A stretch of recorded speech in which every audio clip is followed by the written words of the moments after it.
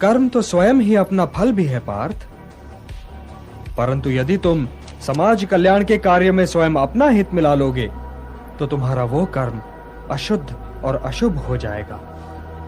इसलिए हे पार्थ, निष्काम कर्म के मार्ग पर चलो, क्योंकि कर्म फल तो तुम्हारे वश में है ही नहीं। इसलिए केवल कर्म करो और कर्म फल की इच्छा न करो। किंतु निष्काम कर्म कैसे संभव है वासुदेव?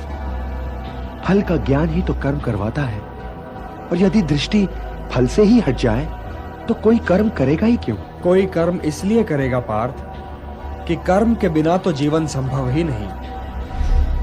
कर्मण्येवाधिकारस्ते मा फलेषु कदाचन मा कर्म फल हेतुर्भूः माते संगोस्त्वा कर्मणि। कर्म फल तुम्हारे वश में नहीं है। यदि तुम ये सोचो पार्थ कि चाहे विजय हो चाहे पराजय, किंतु तुम तो केवल इसलिए युद्ध कर रहे हो कि युद्ध करना तुम्हारा कर्तव्य है, तो विजय के सुख या पराजय के दुख का प्रश्न ही नहीं उठता।